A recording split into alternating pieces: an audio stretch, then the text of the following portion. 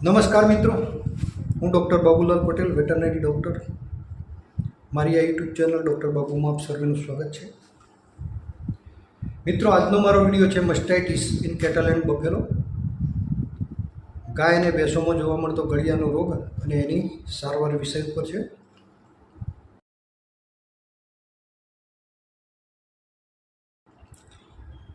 મિત્રો, વિડીયોની શરૂઆતમાં મસ્ટાઇટિસ વિશેના 2-3 જે ફેક્ટ છે એ આપણે જાણી લઈએ.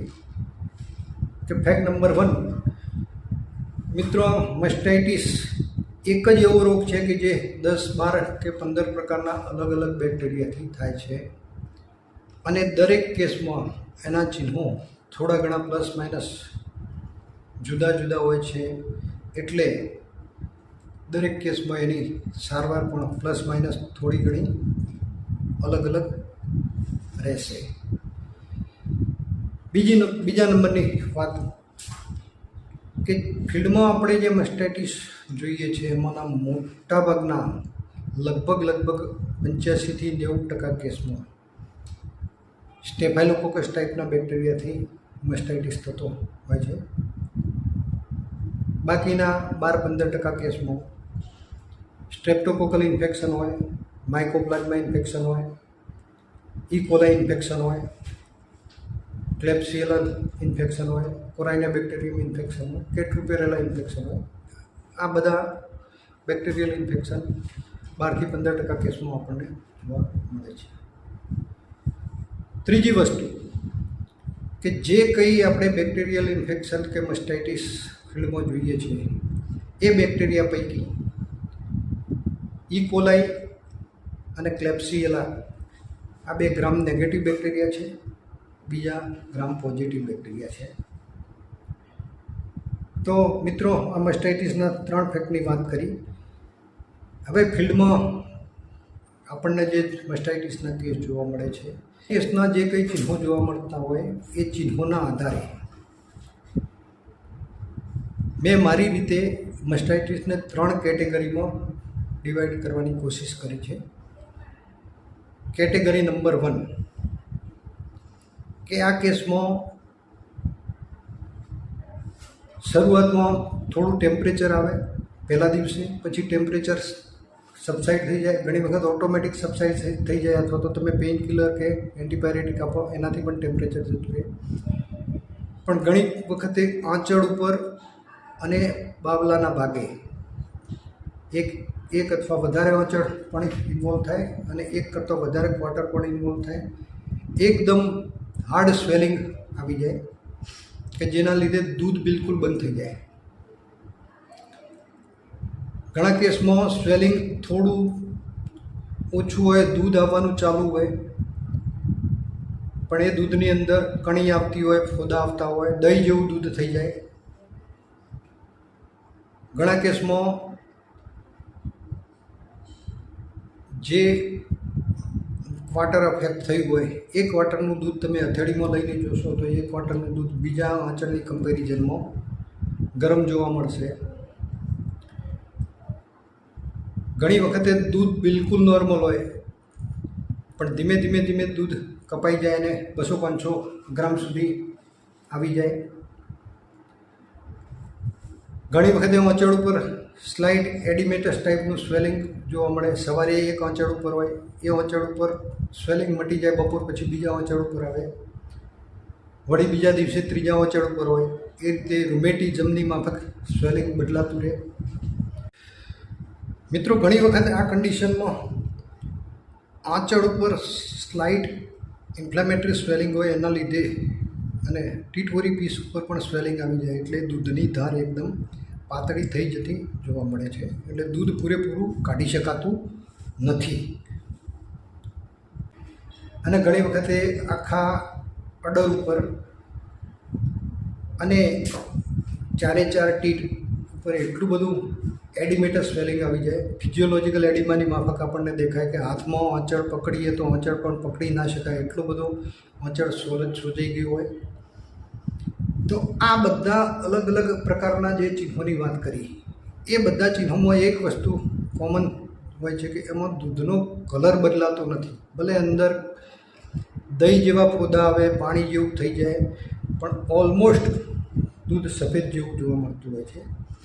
અને આ મોટે ભાગે સ્ટેફાઇલોકોકસ, સ્ટ્રેપ્ટોકોકસ અને બીજા બેક્ટેરિયાથી થતું જોવા મળે છે. આ પ્રકારના ઇન્ફેક્શન ભેંસોમાં વધારે પડતા જોવા મળે છે. દેશી ગાયમાં પણ ક્યાંક જોવા મળે છે અને સંકર ગાયમાં આનું પ્રમાણ બહુ ઓછું હોય છે. આ કેટેગરી એકની વાત કરીએ આપણે.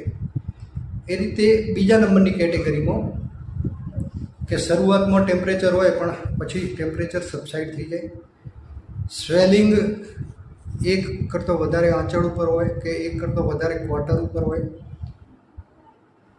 સ્ટેફાઇલોકોકસમાં જે સ્વેલિંગ આવે કમ્પેરેટિવલી એના કરતાં થોડું સ્વેલિંગ ઓછું હાર્ડ હોય, પણ દૂધ એકદમ પીળા જેવું થઈ જાય. ઘણી વખત તો જાડી પીળી રસી જેવું દૂધ નીકળે અને દૂધની અંદર લોહી આવવાનું ચાલુ થાય. તો આ પ્રકારની કેટેગરી મોટે ભાગે માઇકોપ્લાઝ્મા ટાઈપના ઇન્ફેક્શનમાં આપણને જોવા મળશે. વધારે પડતા આ ઇન્ફેક્શનના કેસ આપણને ક્રોસ બ્રેડમાં વધારે જોવા મળે છે. દેશી ગાય કે ભેંસમાં એનું પ્રમાણ એકદમ ઓછું હોય છે. ત્રીજી કેટેગરીની વાત કરીએ તો શરૂઆતમાં 104થી 107 ડિગ્રીનું ટેમ્પરેચર આવી જાય, એક કરતો વધારે ક્વાર્ટર ઇન્વોલ્વ થાય. મોટે ભાગે આખું વરાખ ઇન્વોલ્વ વધારે પડતું થતું હોય છે. દૂધ પીળાશ પર પડતું થઈ જાય, થોડું જાડું પણ થાય. વરાખ ઉપર અને આંચળ ઉપર એડિમેટસ ટાઈપનું સ્વેલિંગ જોવા મળે. પહેલા દિવસે ટેમ્પરેચર હોય જો ટ્રીટમેન્ટ આપો તો, નહીંતર 2-3 દિવસ થોડું ટેમ્પરેચર રહે. ઘણી વખતે બીજા દિવસે ટેમ્પરેચર સબનોર્મલ થઈ જાય. હાઇપોકેલ્શિયમિયાની માફક જાનવર બેસી પણ જાય. ટોક્સેમિક અસર પણ જોવા મળે, એટલે જાનવર ખાવા પીવાનું પણ બંધ કરી દે. અને જે જગ્યાએ સ્વેલિંગ આવી હોય એ જગ્યાએ ચામડી, તમે હાથમાં આંચળ પકડો તો સુપરફિશિયલ એપિડર્મલ સ્કિન સ્લપ અપ થઈ જાય, ચામડી ઉખડી જતી હોય. કોઈ વાર આ કેસમાં સ્વેલિંગવાળા ભાગેથી થોડું પાણી પણ આપણને જમતું દેખાય. એટલે આ જે ત્રીજી કેટેગરીનું ઇન્ફેક્શન છે મોટે ભાગે કોલિફોર્મ મસ્ટાઇટિસમાં, એટલે કે ઈ કોલાઈ બેક્ટેરિયાથી થતું હોય છે. અને આ ટાઈપનું ઇન્ફેક્શન ગાયો અને ભેંસોમાં લગભગ બધામાં જોવા મળતું હોય છે. મિત્રો, આ ત્રણેય કેટેગરી ટાઈપના મસ્ટાઇટિસમાં, કેટેગરી 1માં સ્ટેફાઇલોકોકસ ટાઈપના મસ્ટાઇટિસમાં, કેટેગરી 2માં માઇકોપ્લાઝ્મા મસ્ટાઇટિસમાં અને કેટેગરી 3માં કોલિફોર્મ મસ્ટાઇટિસમાં કયા પ્રકારનું સ્વેલિંગ જોવા મળે છે અને એમાં દૂધનો કલર કઈ પ્રકારનો થઈ જાય છે, એના ફોટોગ્રાફ્સ પણ આ વિડીયોમાં મેં અપલોડ કર્યા છે. એ જોઈને પણ તમને એ ત્રણેય કેટેગરીમાં કેવી પોઝિશન થાય એનો અંદાજ મળી જશે.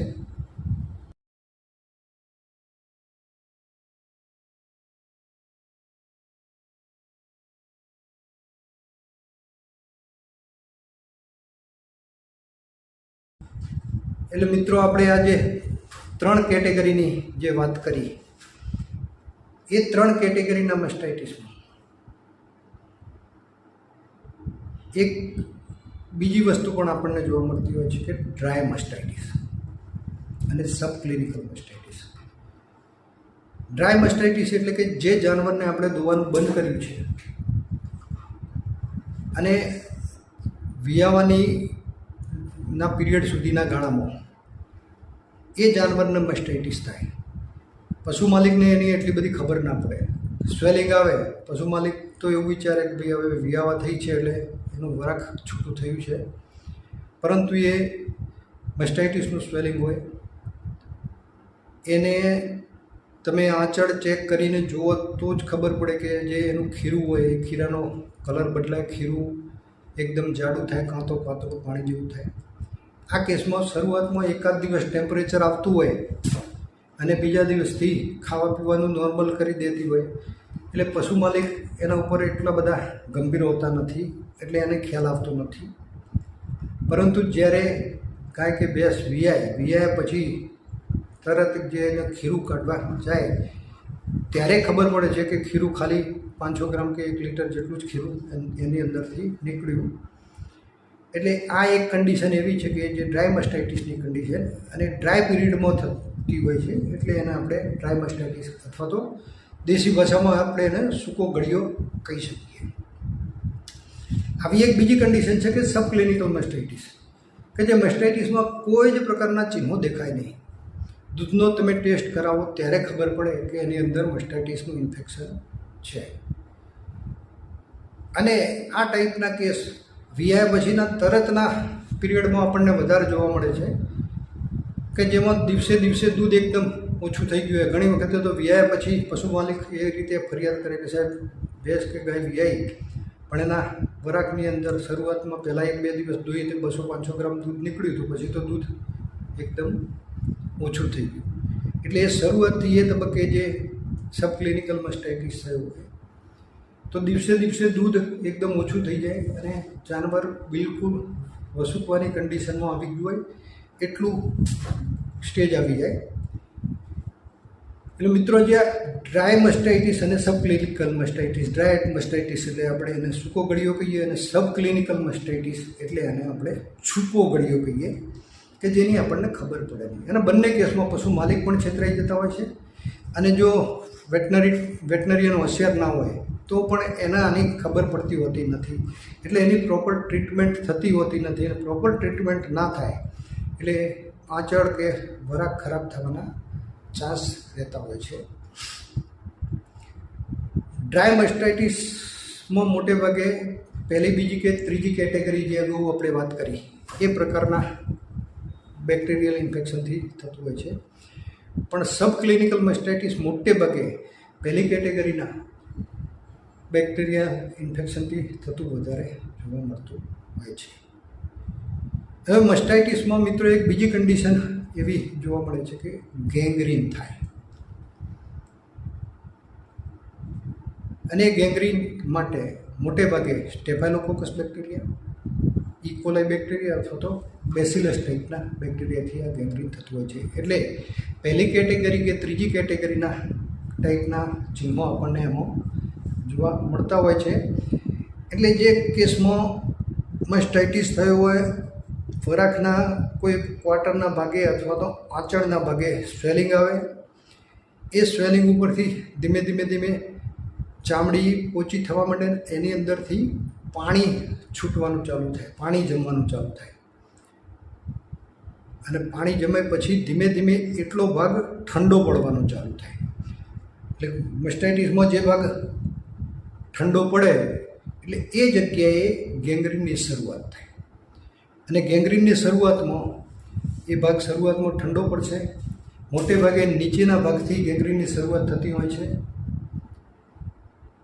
શરૂઆતમાં એ ભાગ વાદળી કલરનો કાળાશ પડતો જોવા મળે, ધીમે ધીમે એકદમ કાળો થઈ જાય, એટલી ચામડી સુકાઈ જાય. અને જ્યાં સુધી એ ઇન્ફેક્શન વધતું ઉપર ગયું હોય પછી એક તબક્કે ઇન્ફેક્શન આગળ વધતું બંધ થઈ જાય, અને એ જગ્યાએ બાવલાના ભાગે ક્લિયર કટ ડિમાર્કેશન જોવા મળે કે એક કાળી લાઈન જેવું દેખાય ને એનો નીચેનો ભાગ બધો કાળો હોય અને ઉપરનો ભાગ નોર્મલ હોય. તો આ કેસમાં ગેંગ્રીનસ મસ્ટાઇટિસ આપણને જોવા મળે છે. મિત્રો, આ મસ્ટાઇટિસના 3 કેટેગરીની જે આપણે વાત કરી, તો ત્રણેય કેટેગરીમાં આપણે સારવાર કઈ રીતે આપવી, તો સારવારને મેં મારી રીતે 2 ભાગમાં ડિવાઈડ કરી છે. પ્રાઇમરી ટ્રીટમેન્ટ એટલે કે એન્ટીબાયોટિક થેરાપી, કે જેમાં 3 કેટેગરીમાં સિલેક્ટિવ એન્ટીબાયોટિક બહુ અગત્યનો ભાગ ભજવશે.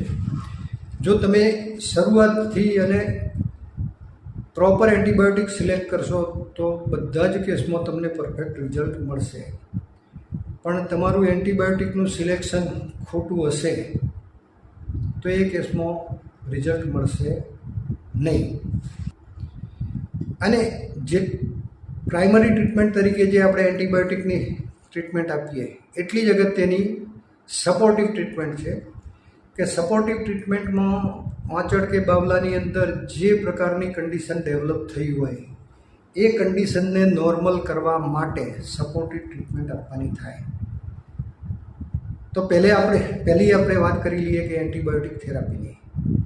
તો મિત્રો કેટેગરી 1 કે જેમાં દૂધ ઓલમોસ્ટ સફેદ હોય એ કેસમાં ઇન્જેક્શન ડીસી 2.5 થી 5 ગ્રામ 3 થી 5 દિવસ અને ઇન્જેક્શન જેન્ટામાઇસિન 25 થી 30 ml 3 થી 5 દિવસ ઇન્ટ્રામસ્ક્યુલર આપી શકાય. સિવિયરિટી અને બોડી વેઇટ કન્ડિશન પ્રમાણે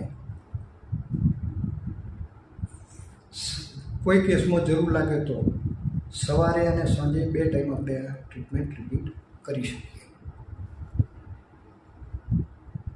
કેટેગરી નંબર 2 કે માઇકોપ્લાઝમા ઇન્ફેક્શન અને કેટેગરી નંબર 3 કોલિફોર્મ ટાઈપનું ઇન્ફેક્શન. મિત્રો આ બંને કેટેગરી એવી છે કે એમાં તમે જેટલા ઝડપી એની સારવાર ચાલુ કરશો અને પૂરેપૂરી ટ્રીટમેન્ટ આપશો તો શરૂઆતમાં તમને એનું પરફેક્ટ રિઝલ્ટ જોવા મળશે. પરંતુ જો તમે ટ્રીટમેન્ટ આપવામાં લેટ પડ્યા હશો અથવા તો એન્ટીબાયોટિક પ્રોપર સિલેક્ટ નહીં કર્યું હોય તો આ કેસમાં રિઝલ્ટ લેવાનું થોડું અઘરું પડી જતું હોય છે અને પછી પાછળથી તમારે હાયર એન્ટીબાયોટિક ઉપર જવું પડતું હોય છે. તો મિત્રો આ કેસમાં શરૂઆતમાં તમે વેટાસેપ 3 થી 4 ગ્રામ અથવા તો કન્ડિશન વધારે થોડી કોમ્પ્લિકેટેડ હોય તો વેટાસેપ ટાજો 33-75 મિલીગ્રામથી 4.5 ગ્રામ સુધી ડિપેન્ડિંગ અપોન બોડી વેઇટ અને એની સાથે યુનિમાઇસિન 30 ml 3 થી 5 દિવસ માટે આપણે આપી શકીએ. આ બંને કેટેગરીમાં શરૂઆતમાં જો આ તમે ટ્રીટમેન્ટ આપશો તો વ્યવસ્થિત રિઝલ્ટ મળી જશે. પરંતુ જો ટ્રીટમેન્ટ આપવામાં લેટ પડે અને કોમ્પ્લિકેશન વધી જાય તો હાયર એન્ટીબાયોટિક આપવાની જરૂરિયાત ઊભી થાય. એવા કેસમાં સેપ્ટિયોપર સોડિયમ જાયરોપર 1 ગ્રામ અથવા તો જાયરોપર ટાજો 3 થી 5 દિવસ આપી શકાય. માર્બો ફ્લોક્સાસિન ઇન્જેક્શન દરરોજ 10 ml 3 થી 5 દિવસ સુધી અથવા તો પહેલા દિવસે 30 ml અને પછી 72 કલાક પછી ફરીથી આપણે એને રિપીટ કરી શકીએ. ત્રીજો એન્ટીબાયોટિક છે એમોક્સિસિલિન વિથ ક્લેવેલ્યુનિક એસિડ. એ પણ જરૂરિયાત મુજબ 3 થી 4 દિવસ આપી શકાય. એમસેપ્ટ ઇન્જેક્શન સેપ્ટિજોક્ટિમ ઇન્જેક્શન પહેલા દિવસે આપ્યા પછી 72 કલાકે રિપીટ કરી શકાય. એ સિવાય જો તમારી ચોઈસનું બીજું કોઈ સારું એન્ટીબાયોટિક હોય તો પણ એ તમે એને વાપરી શકો. મિત્રો આ વાત કરીએ આપણે પેરેન્ટલ એન્ટીબાયોટિકની. ઘણા મિત્રો સપોર્ટમાં ઇન્ટ્રામેમરી ઇન્ફ્યુઝન પણ વાપરતા હોય છે. તો કેટેગરી 1 ટાઈપના કેસમાં પેન્ડિસ્ટ્રીન SH ઓઇન્ટમેન્ટ અફેક્ટેડ ક્વાર્ટર દીઠ 1 ઓઇન્ટમેન્ટની ટ્યુબ સવાર સાંજ ઇન્ટ્રામેમરી આપણે આપી શકીએ. બીજા અને ત્રીજા નંબરની કેટેગરીમાં મેમિટેલ ઓઇન્ટમેન્ટ સવાર સાંજ 1 ટ્યુબ અફેક્ટેડ ક્વાર્ટરમાં એ પણ 3 થી 5 દિવસ આપણે આપી શકીએ.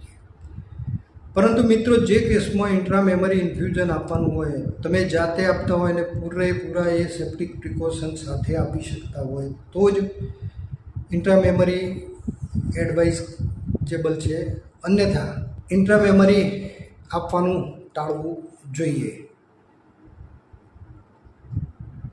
મિત્રો આ જે આપણે વાત કરીએ નોર્મલ કન્ડિશનમાં કેટેગરી 1, 2 અને 3 ટાઈપના ઇન્ફેક્શનમાં એન્ટીબાયોટિકની વાત. હવે આ ત્રણેય કેટેગરીમાં જ્યારે ડ્રાય મસ્ટાઇટિસ હોય તો ત્રણેય કેટેગરી પૈકીનો જે કેટેગરીનો મસ્ટાઇટિસ આપણને જોવા મળે તો એ પ્રમાણે જો સપોઝ કેટેગરી 1 ટાઈપનો હોય તો એમાં ડીસી અને જેન્ટામાઇસિનનું કોમ્બિનેશન વાપરી શકો અને કેટેગરી 2 અને 3 પ્રકારનું હોય તો એમાં વેટાસેપ અથવા વેટાસેપ્ટાજો અને યુનિમાઇસિનનું કોમ્બિનેશન વાપરી શકાય. પરંતુ સબ ક્લિનિકલ મસ્ટાઇટિસ એ મોટે ભાગે કેટેગરી 1 ટાઈપનો જ મસ્ટાઇટિસ હોય છે. એ કેસમાં ડીસી અને જેન્ટામાઇસિન એન્ટીબાયોટિકથી તમને પૂરેપૂરું સક્સેસફુલ રિઝલ્ટ મળી જશે. તો મિત્રો, આ વાત કરીએ આપણે એન્ટીબાયોટિક સિલેક્શનની, પ્રાઇમરી ટ્રીટમેન્ટની. હવે જે સપોર્ટિવ ટ્રીટમેન્ટની વાત કરીએ છીએ કે જેટલી મહત્ત્વની એન્ટીબાયોટિક ટ્રીટમેન્ટ છે એટલી જ મહત્ત્વની સપોર્ટિવ ટ્રીટમેન્ટ છે કે મસ્ટાઇટિસના દરેકે દરેક કેસમાં ચિહ્ન પ્રમાણે સપોર્ટિવ ટ્રીટમેન્ટ આપવાની થાય. દાખલા તરીકે જે કેસમાં ટેમ્પરેચર હોય, હાર્ડ સ્વેલિંગ હોય, પેઇનફુલ કન્ડિશન હોય, લેમનેસ હોય, એ કેસમાં પેઇન કિલર વિથ એન્ટીપાયરેટિક જે હોય, સપોઝ તમારી જોડે અવેલેબલ હોય તો વેટાલ્જિન 15 થી 20 ml, ફિનાડાઇન હોય તો પણ 15 થી 20 ml, મેલોક્સી પેરા હોય તો એ પણ ડિપેન્ડિંગ અપોન બોડી વેઇટ 15 થી 20 ml. અને જેટલા દિવસ એની જરૂરિયાત હોય, 1, 2, 3, 4 કે 5 દિવસ, જ્યાં સુધી પેઇન અને સ્વેલિંગ હોય કે ટેમ્પરેચર હોય એટલા દિવસ માટે આપણે આપી શકીએ. સપોર્ટિવ ટ્રીટમેન્ટમાં બીજી વસ્તુ એન્ટીહિસ્ટામિનિક તરીકે એવિલ ઇન્જેક્શન 10 ml 3 થી 5 દિવસ એના સાથે સાથે આપવાનું થાય. ત્રીજી સપોર્ટિવ થેરાપીમાં કે જે કેસમાં હાર્ડ સ્વેલિંગ હોય, એ કેસમાં એ સ્વેલિંગ જો તમે એન્ટીબાયોટિક થેરાપી આપશો એટલે ઇન્ફેક્શન ચેક થઈ જશે, પણ એ સ્વેલિંગ નહીં મટે તો એ ધીમે ધીમે ફાઇબ્રોસિસમાં કન્વર્ટ થશે. અને એ ફાઇબ્રોસિસના લીધે એમાંથી દૂધ આવવાનું બિલકુલ બંધ થઈ જશે અને લાંબાઈ ગાળે એનું એટ્રોપાઇડ કન્ડિશન થઈ જાય, આંચળ એકદમ ટૂંકો થઈ જાય, બાવલાનો ભાગ પણ એકદમ સંકોચાઈ જાય અને એ કાયમ માટે ફેલ થઈ જાય, કારણ કે એટ્રોપાઇડ કન્ડિશન ઇરિવર્સિબલ કન્ડિશન હોય છે. એટલે શરૂઆતથી જ એમાં ફાઇબ્રોસિસ ડેવલપ ના થાય એ માટે એન્ટી ઇન્ફ્લામેટરી ડ્રગ આપવી જરૂરી છે. જો એનિમલ પ્રેગ્નન્ટ હોય અને સિવિયરિટી ઓછી હોય તો એ કેસમાં તમે આઇસોફ્લુડ આપી શકો, અને જે કેસમાં સિવિયરિટી વધારે પડતી હોય તો એ કેસમાં પ્રેડનિઝોલોન, ડેક્ઝોના કે વેટાલોગ એ ટાઈપના ઇન્જેક્શન પણ આપણે આપી શકીએ. પ્રેડનિઝોલોન આપવું હોય તો ઘટતા ડોઝમાં પહેલા દિવસે 10 ml, પછી 8 ml, 6 ml, 4 ml, 2 ml. એ રીતે આઇસોફ્લુડ પણ 10 ml, 4 ml, 10 ml, 8 ml, 6 ml, 4 ml અને 2 ml એ પ્રમાણેના ડોઝમાં આપણે આપી શકીએ. સપોર્ટિવ થેરાપીમાં ચોથી વસ્તુ કે જે કેસમાં આપણે એન્ટી ઇન્ફ્લામેટરી ડ્રગ આપી દીધી છે ત્યાં ફાઇબ્રોસિસ થવાના ચાન્સ ઓછા રહેશે, પરંતુ ફાઇબ્રોસિસ ઓલરેડી ડેવલપ થઈ જતું હોય તો એ કેસમાં ફાઇબ્રોસિસ ડિઝોલ્વ કરવા માટે વિટામિન સી ઇન્જેક્શન આપવું જરૂરી છે. તો જે વેટરનરી પ્રિપરેશન હોય વિટામિન સીનું, એ અથવા હ્યુમનના ટિલ્ડોક્સોન અને રેડોક્સોન ટાઈપના 2 પ્રિપરેશન આવે છે. 5 mlનું એમ્પ્યુલ આવે છે. 25 થી 30 ml 3 થી 5 દિવસ આપી શકીએ. એની સાથે સાથે રોજ 500 ગ્રામ જેટલા કાચા લીંબુ અથવા તો આમળા વિટામિન સીના સોર્સ તરીકે આપી શકાય જ્યાં સુધી ફાઇબ્રોસિસ ડિઝોલ્વ થાય ત્યાં સુધી. અને બજારમાં ટિસ્યુએડ નામની ટેબ્લેટ પણ અવેલેબલ છે. એ ટેબ્લેટ આપણે સવાર સાંજ 3 ટેબ્લેટ આપી શકીએ 5 થી 10 દિવસ સુધી, કે જ્યાં સુધી એનું ફાઇબ્રોસિસ કમ્પ્લીટ ડિઝોલ્વ થઈ જાય. પાંચમી સપોર્ટિવ થેરાપીની વાત કરીએ તો જે કેસમાં એડિમેટસ સ્વેલિંગ આવ્યું હોય એ કેસમાં એન્ટી ઇન્ફ્લામેટરી ડ્રગની સાથે સાથે ડાયુરેટિક્સ પણ આપવું જરૂરી બની જતું હોય છે.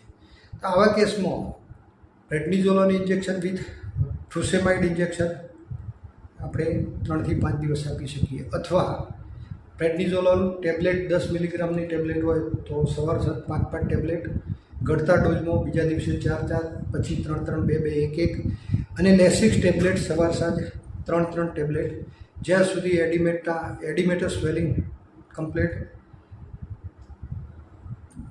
નોર્મલ ન થઈ જાય ત્યાં સુધી એ ડ્રગ્સ આપણે એને આપી શકીએ. બીજી એક કન્ડિશન કે માઇકોપ્લાઝમા ટાઈપના ઇન્ફેક્શન,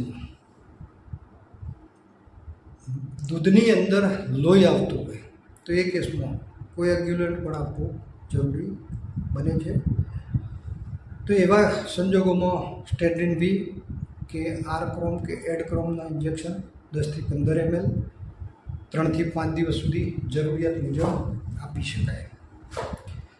સાથે સાથે કપૂરની એક ગોટી અને એક કેળું સવાર સાંજ 5 થી 10 દિવસ સુધી આપવાનું, જ્યાં સુધી ઓંચળની અંદરથી લોહી આવવાનું બંધ થઈ જાય.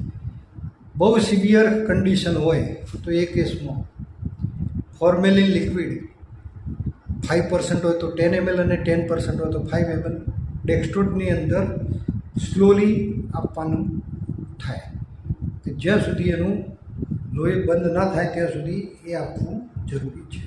મિત્રો, આ સિમ્ટમ્સ વાઇઝ દરેક કેસમાં જે આપણે અલગ અલગ સપોર્ટિવ થેરાપી આપ્યા પછી જે આંચળની અંદર ટિશ્યુ ડેમેજ થતી હોય મસ્ટાઇટિસના લીધે, એ ટિશ્યુને નું હિલિંગ આવે કે ટિશ્યુ નોર્મલ થાય તો જ એમાંથી ફરીથી દૂધ બનવાનું ચાલુ થતું હોય છે. એ કેસમાં ટિશ્યુ રિપેરિંગ માટે વિટામિન ઈનું અને સેલેનિયમનું ઇન્જેક્શન જે આવે છે, ઇકેરસી ઇન્જેક્શન કે રિક્રોનોલ ઇન્જેક્શન, એ 10 ml 3 થી 5 દિવસ આપી શકાય. જોડે સપોર્ટિવમાં ઇકેરસી સોલ્યુશન લિક્વિડ આવે છે જે એ પણ સવાર સાંજ 10 ml 5 થી 10 દિવસ માટે સપોર્ટિવ તરીકે આપણે આપી શકીએ. મિત્રો, આ જે બધી સપોર્ટિવ થેરાપી આપી એ થેરાપીથી આપણે આંચળની કન્ડિશન એને નોર્મલ લાવવાની કોશિશ આપણે કરીએ. આંચળની કન્ડિશન નોર્મલ આવ્યા પછી પણ જ્યારે આંચળની અંદરથી દૂધનો પુરવઠો ઘટી ગયો હોય તો દૂધનો પુરવઠો નોર્મલ લાવવા માટે આયુર્વેદિક ટેબ્લેટ, લેપ્ટાડિન ટેબ્લેટ બજારમાં અવેલેબલ હોય છે. 10 થી 15 ટેબ્લેટ સવાર સાંજ 2 ટાઈમ આપણે આપી શકીએ. તો મિત્રો, આજે આપણે ટોટલ વાત કરી સપોર્ટિવ થેરાપીની. એન્ટીબાયોટિક થેરાપીની સાથે સાથે સપોર્ટિવ થેરાપી કયા કેસમાં કઈ રીતે આપવી, જરૂરિયાત મુજબ ચિહ્નો પ્રમાણે સપોર્ટિવ થેરાપી આપવાની થાય.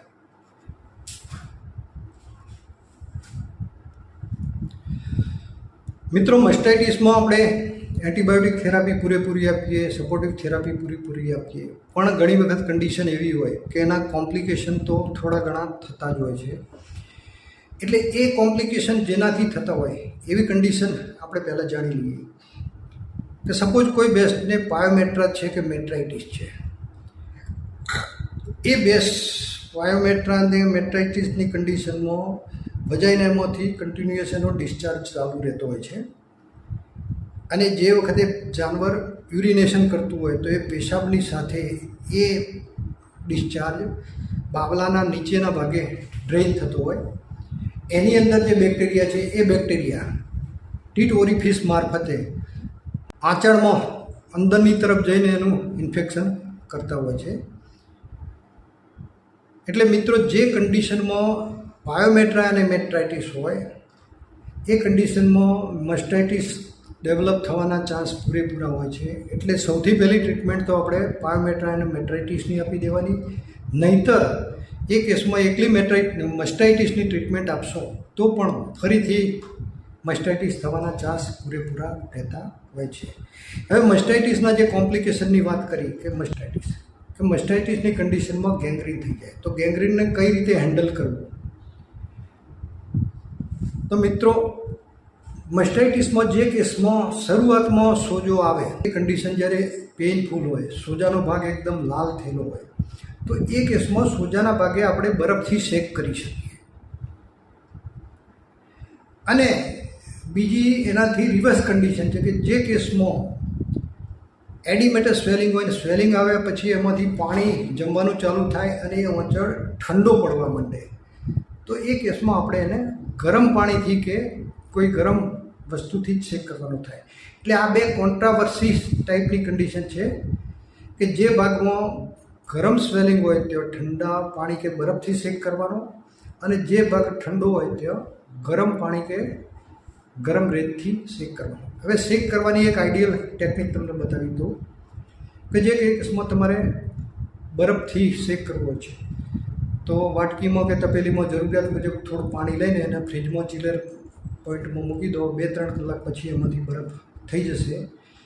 એ બરફ તમે તમારા હાથ રૂમાલમાં બરફનો ટુકડો લઈ લેવાનો, પછી એની પોટલી પકડતો ફાવે એ રીતે પોટલી બનાવી અને જે જગ્યાએ ગરમ અને હાર્ડ સ્વેલિંગ હોય, પેઇનફુલ કન્ડિશન હોય, રેડનેસ હોય, એ જગ્યાએ બરફથી શેક કરવાનો. ઘણા મિત્રો બરફનું પાણી છોંટવાની એડવાઇસ આપતા હોય છે, બરાબર છે, પરંતુ એટલું પાણી છોંટવાથી કંઈ એમાં ઝાઝો ફરક પડશે નહીં, કારણ કે પાણી તરત નીચે ડ્રેઇન થઈ જતું હોય છે, એટલે એમાં એટલી બધી જોઈએ એટલું પરફેક્ટ રિઝલ્ટ મળશે નહીં. એના કરતાં બરફની પોટલી બનાવીને આપણે શેક કરી શકીએ. એ જ રીતે જ્યારે ગરમ શેક કરવાનો હોય ઠંડા ભાગે, તો ચણતરની રેત અથવા તો ખેતરની માટી એને તવામાં થોડી ગરમ કરી લેવાની, પછી ફરીથી એને આપણે રૂમાલમાં લઈ અને પોટલી બનાવી દેવાની, અને એ પોટલીથી આપણે જે ભાગ ઠંડો પડી ગયો હોય એ ભાગે આપણે વ્યવસ્થિત રીતે શેક કરી શકીએ. એટલે ગેંગ્રીનસ ટાઈપના મસ્ટાઇટિસમાં શરૂઆતમાં આપણે જે ભાગ ઠંડો પડે ત્યાં ગરમ રેતથી શેક કરવાનો થાય. પરંતુ એકવાર ગેંગ્રીન ડેવલપ થઈ ગયું એટલે જે સ્કિન છે એ કાળી પડી જશે. ધીમે ધીમે એના અડર ટિશ્યુથી એ છૂટી પડવાની ચાલુ થશે. નીચેની બાજુ નવી ટિશ્યુ આવશે અને ધીમે ધીમે એનું હિલિંગ આવશે. ત્યારે એ કન્ડિશન નોર્મલ થતી હોય છે. એમાં ઘણી વખતે 15 દિવસ, 20 દિવસ, મહિનો, 2 મહિના જેટલો ટાઈમ લાગતો હોય છે. અને એ દરમિયાન એ જગ્યાએ કોઈ કોમ્પ્લિકેશન ના થાય, ઇન્ફેક્શન ના થાય, મેગટ વુન્ડ ના થાય, એ બહુ કાળજી લેવી પડતી હોય છે. એટલે જે જગ્યાએ સ્કિન કાળી પડી ગઈ હોય એ કાળી સ્કિન અને અડર ટિશ્યુ વચ્ચે ગેપ ડેવલપ થાય અને ત્યાં ઇન્ફેક્શન લાગવાના ચાન્સીસ હોય. એટલે એ જગ્યાએ કાયમ માટે ટિંચર આયોડિન અથવા તો પોવિડોન આયોડિનથી રેગ્યુલર એન્ટિસેપ્ટિક ડ્રેસિંગ કરી જાઓ, ફ્લાય રિપેલન્ટ ક્રીમ લગાવો અથવા તો મેગોટીસાઇડ સ્પ્રે દિવસમાં 3-4-5 વખતે લગાવવાનું ચાલુ રાખો. અને ઇન્ફેક્શન ન લાગે એ માટે સિપ્રોફ્લોક્સાસિન ટેબ્લેટ જે હ્યુમનની આવે છે, 500 મિલીગ્રામ ટેબ્લેટ, 4 થી 5 ટેબ્લેટ સવાર સાંજ 2 ટાઈમ આપણે આપી શકીએ. જરૂરિયાત મુજબ 10-15 દિવસ માટે આપી શકીએ. જોડે ઝડપી હિલિંગ માટે અને પેઇન કિલર તરીકે નિમેસુલાઇન વિથ સેરેટોપેપ્ટિડેઝની ટેબ્લેટ આવે, એ પણ સવાર સાંજ 4 થી 5 ટેબ્લેટ આપી શકાય. જ્યાં સુધી ડ્રાય સ્કિન સ્લફ ઓફ થઈને નવી સ્કિન ના આવે ત્યાં સુધી એનું રેગ્યુલર ડ્રેસિંગ કરી જવું પડે. મેગટ વુન્ડ ના થાય એ પૂરેપૂરી કાળજી આપણે લેવાની થાય. હવે બીજી કન્ડિશનની વાત કરીએ તો આપણે ગમે એટલી એન્ટીબેક્ટેરિયલ ટ્રીટમેન્ટ આપી હોય, પરંતુ એ બેક્ટેરિયલ ઇન્ફેક્શન ચેકઅપ થઈ જાય, વરાકની કન્ડિશન, દૂધની કન્ડિશન નોર્મલ થઈ જાય, પણ ધીમે ધીમે એ ક્વાર્ટરમાં જે ક્વાર્ટર અફેક્ટેડ હોય એ બાજુ અથવા તો બાવલાના પાછળના ભાગે લોકલાઇઝ એબ્સેસ ડેવલપ થતું જોવા મળે. શરૂઆતમાં થોડું સ્વેલિંગ આવે, એ સ્વેલિંગ ધીમે ધીમે વધતું જાય, પછી એબ્સેસ જેમ રાઇપન થઈ અને ઓપન થઈ જતું હોય એમ ઓટોમેટિક પણ ઓપન થઈ જાય, રપ્ચર થઈ જાય અને એની અંદરથી પસ નીકળે. ઘણી વખતે એબ્સેસ ઓપન ના થાય તો, રાઇપન ના થાય તો એ કેસમાં આપણે ગરમ રેતનો શેક કરી શકીએ અથવા તો આયોડેક્સની માલિશ કરીને આપણે એને ઝડપી પકવી શકીએ. એકવાર એબ્સેસ ઓપન થઈ ગયું અથવા તો આપણે એબ્સેસ ઓપન કર્યું પછી એ એબ્સેસ કેવિટીને પીપી સોલ્યુશનથી કમ્પ્લીટ ઇરિગેટ કરી દેવાની. બધું પસ બહાર નીકળી જાય પછી એકદમ ક્લીન કોટનથી ટિંચર આયોડિન કે પોવિડોન આયોડિનથી એનું એન્ટિસેપ્ટિક ડ્રેસિંગ કરી દેવાનું. પછી ટિંચર આયોડિન કે પોવિડોન આયોડિનનો ગોજ એબ્સેસ કેવિટીની અંદર મૂકી દેવાનો. અને સપોર્ટિવમાં સિપ્રોફ્લોક્સાસિન ટેબ્લેટ 500 મિલીગ્રામ 4 થી 5 ટેબ્લેટ સવાર સાંજ 2 ટાઈમ એબ્સેસનું કમ્પ્લીટ હિલિંગ આવે ત્યાં સુધી આપણે આપી શકીએ. મિત્રો ઘણી વખતે બીજી કન્ડિશન એવી જોવા મળે છે કે જે રીતે એબ્સેસ બહારની સાઈડ ઓપન થયું અને બહારની સાઈડ એની અંદરથી જે પસ આવતું હોય એવું જ પસ પણ ટીટ કેનાલ મારફતે આપણને આવતું જોવા મળે. તો બની શકે કે એ પ્રકારનું એબ્સેસ અંદરની સાઈડે રપ્ચર થયું હોય અને ડેલી તમે એને આંચળ જે દોવો એ વખતે પસના ઘણું બધું પસ અંદરથી નીકળતું હોય.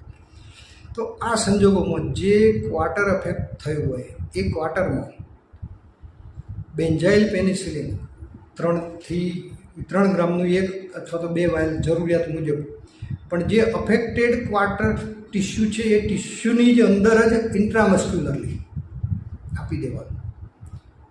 આ મારી પર્સનલ ટેકનિક છે અને એ 3 થી 5 દિવસ તમે બેન્ઝાઇલ પેનિસિલિન ઇન્જેક્શન આપશો એટલે લગભગ પસ ક્યોર થઈ જતું હોય છે. કોઈ સંજોગોમાં જરૂર પડે તો પાછળથી 2, 5 કે 10 દિવસ સિપ્રોફ્લોક્સાસિન ટેબ્લેટ પણ 500 મિલીગ્રામની ટેબ્લેટ હોય તો 4 થી 5 ટેબ્લેટ સવાર સાંજ 2 ટાઈમ આપી શકાય. અને આ બંને કેસમાં એબ્સેસના બંને કેસમાં આ રીતે એબ્સેસની રિકવરી લાવવી જરૂરી છે. મિત્રો આ સિવાય એક અલગ કન્ડિશન જે આંચળમાં ડેવલપ થતી હોય છે અને સ્ટેફાઇલોકોકસ ટાઈપના બેક્ટેરિયામાં મોસ્ટ કોમન જોવા મળતી હોય છે કે શરૂઆતમાં સ્વેલિંગ હોય એ સ્વેલિંગમાંથી ફાઇબ્રોસિસ થાય અને ટીટ કેનાલ અથવા તો ટીટ ઓરિફિસ એનું ફાઇબ્રોસિસ થઈ જાય કે જેથી કરીને દૂધની ધાર એકદમ પાતળી આવે કે ઘણી વખત તો માથાના બાલ જેટલી પાતળી ધાર આવે કે દોવામાં એકદમ હાર્ડ થઈ જાય, હાર્ડ મિલ્કિંગ ટાઈપનો કેસ થઈ જાય. જે ગાય ભેંસ દોવાવાળો વ્યક્તિ હોય એ થાકી જાય અને દૂધ પૂરતું કાઢી ના શકે આવી કન્ડિશન થતી હોય છે. તો એ કન્ડિશનમાં એને સર્જિકલી ઓપરેટ કરવું પણ જરૂરી હોય છે. તો પૂરેપૂરા એ સેપ્ટિક પ્રિકોઝન સાથે ટીટ સ્લીટર કે ટીટ કટર કે ટીટ ગેગ કે ટીટ સાયફન, મિલ્ક સાયફન જે કમ્ફર્ટ હોય એનો ઉપયોગ કરીને એ ટીટ ઓરિફિસ અને ટીટ કેનાલ આપણે પહોળી કરવી પડતી હોય છે, વાઇડન કરવી પડતી હોય છે. એકવાર ટીટ કેનાલ આપણે કમ્પ્લીટ નોર્મલ કરી દીધી પછી એની અંદર બજારમાં ટીટ પ્લગ અવેલેબલ છે, રબરના ટીટ પ્લગ આવે છે. એ ટીટ પ્લગ પૂરેપૂરા એ સેપ્ટિક પ્રિકોશન સાથે અંદર લગાવી દેવાનું. ટીટ પ્લગ લગાવ્યા પછી એની અંદર ઇન્ટ્રામેમરી પેન્ડિસ્ટ્રીન ઓઇન્ટમેન્ટ લગાવી દેવાની. ઇન્ટ્રામસ્ક્યુલર થેરાપી તરીકે ડીસી, જેન્ટામાઇસિન, એવિલ અને આઇસોફ્લુડ આ 4 ઇન્જેક્શન 5 થી 7 દિવસ માટે પણ જોડે ચાલુ રાખવાના. વિટામિન સીના સોર્સ તરીકે લીંબુ અથવા તો આમળા અને ટિશ્યુએડ ટેબ્લેટ જે અગાઉ આપણે વાત કરી એ પ્રમાણે એ પણ આપણે ચાલુ રાખી શકીએ. જ્યાં સુધી આપણે ટીટ પ્લગ અંદર રાખીએ ત્યાં સુધી સવાર સાંજ 2 ટાઈમ એ જાનવરને એ આંચળમાંથી દૂધ કાઢી લેવાનું. દૂધ કાઢ્યા પછી તરત ફરીથી પછી ટીટ પેન્ડિસ્ટ્રીન ટ્યુબ અંદર લગાવીને ટીટ પ્લગની જે નિપલ છે આપણે ભરાવી દેવાનું. 7 દિવસે એ ટીટ ઓરિફિસ અને ટીટ કેનાલ નોર્મલ થઈ જાય પછી આપણે એ ટીટ પ્લગ કાઢી શકીએ. અને ટીટ પ્લગ કાઢ્યા પછી જ્યાં સુધી એનું મૂઢિયું કમ્પ્લીટ નોર્મલ ના થાય ત્યાં સુધી વિટામિન સીનો સોર્સ આપણે ચાલુ રાખવાનું હોય. મિત્રો જે કન્ડિશનમાં ટીટ ઓરિફિસમાંથી દૂધની ધાર વ્યવસ્થિત આવતી હોય, થોડી જાડી થઈ હોય પણ થોડી એ ધાર વ્યવસ્થિત આવતી હોય, થોડી મહેનત કરાવતું હોય અને ટીટ કેનાલમાં પણ થોડો સોજો હોય પરંતુ થોડી મહેનતથી એ જો એ રીતે દૂધ આવતું હોય તો એ કેસમાં ઓપરેટિવ પ્રોસિજર ઉપર જવાનું બને ત્યાં સુધી ટાળવાનું. એ કેસમાં એ ફાઇબ્રોસિસવાળા ભાગે સવાર સાંજ 2 ટાઈમ કપૂરની ગોટી અને ઘીની માલિશ કરવાનું રાખો. એક કપૂરની ગોટી લેવાની, એને ઝીણી વાટી દેવાની, એની અંદર 1 ચમચી ગરમ કરેલું ઘી લેવાનું અને જે જગ્યાએ ટીટ ઓરિફિસ કે ટીટ કેનાલ કે બાવલાના જે જગ્યાએ તમને ફાઇબ્રોસિસ લાગતું હોય એ ભાગ ઉપર બરાબર એની માલિશ કરો. સવાર સાંજ 2 ટાઈમ માલિશ કરો. 10-15 દિવસ થોડું અભિયાન ચાલશે પરંતુ એની ઓપરેટિવ પ્રોસિજરમાંથી આપણે બચી જઈશું અને ધીમે ધીમે એમાં પરફેક્ટ રિઝલ્ટ પણ મળશે. એટલે મારી એડવાઇસ છે કે જે કેસમાં ચાલે એવું હોય ત્યાં સુધી ઓપરેટિવ પ્રોસિજર પર જવાનું નહીં. તો મિત્રો, આ જે થર્ડ કન્ડિશનની જે વાત કરી એ ફાઇબ્રોસિસ ટાઈપની કન્ડિશન જેમાં ડેવલપ થતી હોય અને એ કેસમાં જે ટ્રીટમેન્ટ આપવાની થતી હોય એની વાત કરી. તો મિત્રો, જે મસ્ટાઇટિસના 3 જે કોમ્પ્લિકેશન આપણે જોયા કે તો ગેંગ્રીન, અડર એબ્સેસ અને ટીટ ફાઇબ્રોસિસ અને હાર્ડ મિલ્કિંગ, અને ત્રણેયની ટ્રીટમેન્ટ એનું મેનેજમેન્ટ બહુ પરફેક્ટલી આપવું પણ જરૂરી હોય છે. તો મિત્રો, આ મસ્ટાઇટિસ વિશે, મસ્ટાઇટિસના પ્રકાર, મસ્ટાઇટિસની એન્ટીબાયોટિક થેરાપી, સપોર્ટિવ થેરાપી, મસ્ટાઇટિસના કોમ્પ્લિકેશન અને કોમ્પ્લિકેશનનું મેનેજમેન્ટ કઈ રીતે કરવું એ બાબતે આ વિડીયોમાં આપણે પૂરેપૂરી એની ચર્ચા કરી લીધી છે. આ તબક્કે મારે પશુપાલક મિત્રોને ખાસ જે 3-4 મુદ્દે જે સલાહ આપવી છે કે મિત્રો, આ મસ્ટાઇટિસ 10થી 15 પ્રકારના અલગ અલગ બેક્ટેરિયાથી થાય છે. બધા કેસમાં એના ચિહ્નો અલગ અલગ હોય છે. દરેક કેસમાં એની સારવાર પણ અલગ અલગ હોય છે. એટલે મસ્ટાઇટિસનું નામ પડે એટલે ગમે તે એક પ્રકારની સારવાર ચાલુ કરી દેવાની એ કોશિશ નહીં કરવાની. બિન અનુભવી પ્રેક્ટિશનર જોડે એની ટ્રીટમેન્ટ નહીં કરાવવાની. કોઈ હોશિયાર પ્રેક્ટિશનર જોડે એની ટ્રીટમેન્ટ કરાવવાનો આગ્રહ રાખવાનો. બીજું, જે કેસમાં અચાનક તાવ આવી જાય, 104, 5, 6, 7 ડિગ્રીનું ટેમ્પરેચર આવે, પાછળના પગે જાનવર લંગડાવવાનું ચાલુ થાય, ખાવા પીવાનું બંધ કરે, તો એ કેસમાં મસ્ટાઇટિસ માટે એને અચૂકપણે ચેક કરી લેવાનું. કારણ કે આવા કેસમાં મસ્ટાઇટિસ થવાની શક્યતા પૂરેપૂરી રહેતી હોય છે. જો તમે ખાલી એને એન્ટીબાયોટિક કે ખાલી કોઈ પેઇન કિલર આપી દેશો તો એ ટેમ્પરેચર સબસાઇડ થઈ જશે, પેઇન જતું રહેશે, જાનવર ખાવા પીવાનું નોર્મલ થઈ જશે. પણ એ કેસમાં તમારે ઓંચળ કે બાવલું ખોવાનો વારો આવશે. એટલે એ કેસમાં ક્યારેય પણ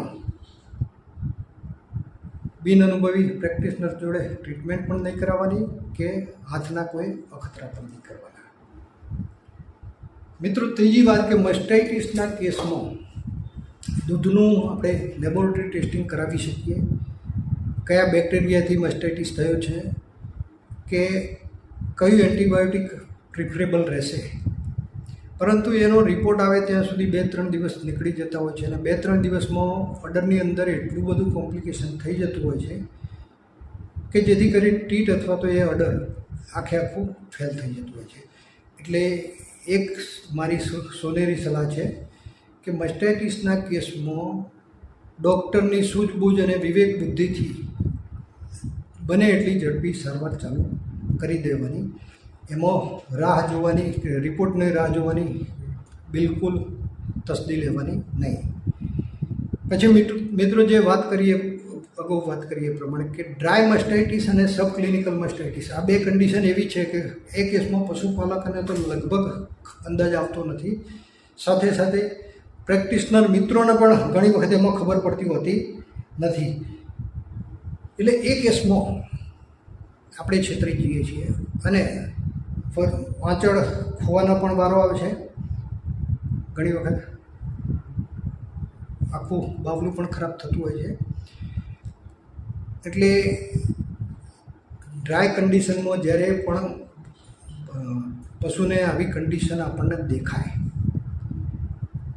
સપોઝ કોઈ સડન ટેમ્પરેચર આવી જાય અથવા તો બાવલામાં થોડો ઘણો પણ ડાઉટ થાય એવો સોજો આવતો હોય, તો એ કન્ડિશનમાં એના આંચળમાંથી દૂધ કાઢીને કે જે ખીરું નીકળે એ કાઢીને ચેક અચૂક કરી લેવાનું.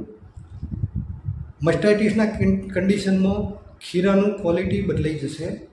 નોર્મલ કન્ડિશનમાં ખીરું જાડું તેલ જેવું પણ એકદમ ક્લીન હોય છે, પણ મસ્ટાઇટિસ થાય તો ખીરું એકદમ જાડું પણ દહીં જેવું પણ થઈ જતું હોય, કોઈ વખતે એકદમ પાતળું પાણી જેવું પણ થઈ જતું હોય છે. એટલે આ કન્ડિશન અચૂક ચેક કરી લેવાની. અને જે કન્ડિશનમાં અંદર કોઈ ચિહ્ન ના દેખાતા હોય અને જાનવરને આપણે દોવાની ચાલુ હોય પણ ધીમે ધીમે દૂધ ઘટાડતી હોય, તો એ કન્ડિશનમાં સબ ક્લિનિકલ મસ્ટાઇટિસ પણ આપણે ડાઉટ કરીને એ પ્રમાણે એની ટ્રીટમેન્ટ આપવાની થાય. મિત્રો, આજે મસ્ટાઇટિસની વાત કરી એમાં એક ખાસ અગત્યની વાત છે કે મસ્ટાઇટિસના કેસમાં ક્યારેય પશુનું મૃત્યુ થતું નથી, સિવાય કે ગેંગ્રીનસ ટાઈપના મસ્ટાઇટિસમાં સિવિયર ટોક્સેમિયા થાય, આખે આખું વરાક સડી જાય, મેગટ વૂન્ડ થઈ જાય, સિવિયર ઇન્ફેક્શન લાગી જાય, તો ભાગ્ય જ કોઈ કેસમાં એ પશુનું મૃત્યુ થાય છે. બાકી પશુનું મૃત્યુ થતું નથી, પરંતુ એક અથવા વધારે આંચળ અથવા તો બાવલાનો ભાગ ખરાબ થઈ જાય એટલે એ ભાગમાંથી દૂધ આવવાનું બંધ થઈ જાય. દૂધ આવવાનું બંધ થઈ જાય એટલે આપોઆપ પશુની કિંમતમાં ઘટાડો થવાનો છે. એટલે મસ્ટાઇટિસમાં પશુ માલિકને જે આર્થિક નુકસાન થાય છે એની પ્રત્યે પશુપાલકો એટલા બધા ગંભીર હોતા નથી. એટલે આ તબક્કે બધા પશુપાલકોને મારી એ વિનંતી છે કે મસ્ટાઇટિસના કેસમાં ક્યારેય આળસ સેવશો નહીં અને એની સમયસર પૂરેપૂરી સારવાર કરાવી લો. તો મિત્રો, આ મસ્ટાઇટિસ જે આજના વિડીયોમાં આપણે વાત કરી, ફિલ્ડમાં જોવા મળતી કન્ડિશન, લગભગ તમામ પ્રકારની કન્ડિશન, તમામ પ્રકારની સારવાર, તમામ પ્રકારની ઓપરેટિવ પ્રોસિજર કે તમામ પ્રકારનું મેનેજમેન્ટને મેં આ વિડીયોમાં આવરી લેવાની કોશિશ કરી છે. આશા રાખું કે આ વિડીયો બધા મિત્રોને ચોક્કસથી ઉપયોગી સાબિત થશે. મિત્રો, વિડીયો સારો લાગે તો બીજા મિત્રોને શેર કરજો અને આવા વિડીયો લઈને તમારી સમક્ષ ફરીથી આવું ત્યાં સુધી મને રજા આપજો. જય ભારત, જય પશુપાલન.